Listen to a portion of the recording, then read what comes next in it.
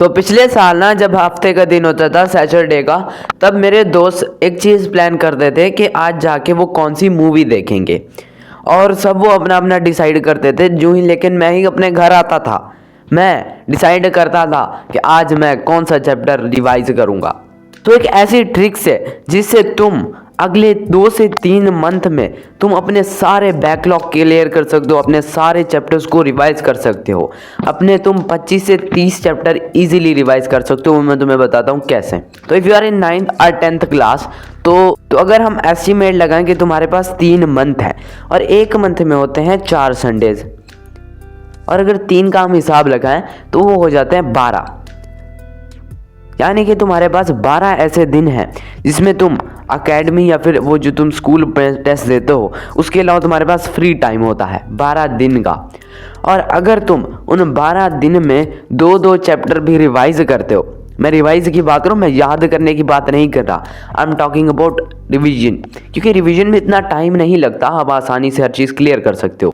तो तुम सैटरडे वाले दिन ना ऐसा प्लान बना लो कि या फिर सैटरडे या फिर संडे मैं 2 चैप्टर या फिर 3 चैप्टर करूँगा ही करूँगा रिवाइज। और रिवाइज में इतना टाइम नहीं लगता, जो फिर तुम्हें स्कूल में पढ़ाया हो उसे रिवाइज कर लो। और अगर तुम्हारे पास 12 दिन भी हैं, 12 संडे हैं, और उसमें तुम 2 या फिर 3 जो चैप्टर हैं उन्हें तुम क्लियर करते हो डेली, हर वीक पे तुम उसे याद करते हो, तुम्हारे 30 से ज़्यादा चैप्टर क्लियर हो जाएंगे। तो जस्ट इमेजिन, अगर तुम्हारे मैथ में 7 चैप्टर हैं, बायो में 9 हैं, फिजिक्स में 9 है, केमिस्ट्री में 9 है, अब तो स्मार्ट सिलेबस भी आ चुका है। सो अबाउट अगर तुम्हारे 30 सिलेबस है तो तुम अगले 3 मंथ में अपने उन सैटरडे, उन संडे को यूज़ करके जो तुम्हारी खास पावर बन सकता है उसको तुम यूज़ करके अपना पूरा साइंस सब्जेक्ट का सिलेबस कवर कर सकते हो।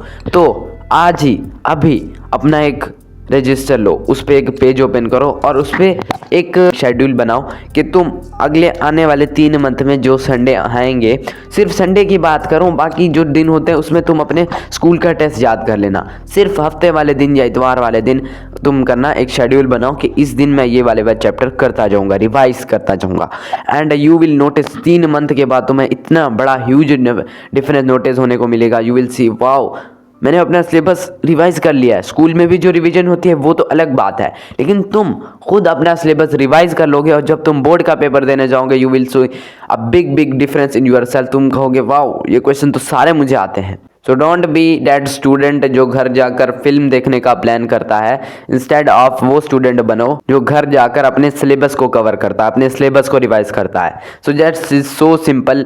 बस तुम्हें अपने जो भी हफ्ता और इतवार का दिन है उसमें तुम्हें 2 से 3 चैप्टर रिवाइज कर लेने हैं, एंड 3 मंथ के बाद तुम खुद नोटिस करोगे तुम्हारे पास कितने ज़्यादा सिलेबस कवर हो चुका है। तुम इंटरेस्टेड हो गए, चेक पिन कमेंट या फिर डिस्क्रिप्शन, वहाँ पे तुम मेरा स्टडी मैक्स का कोर्स बाय कर सकते हो।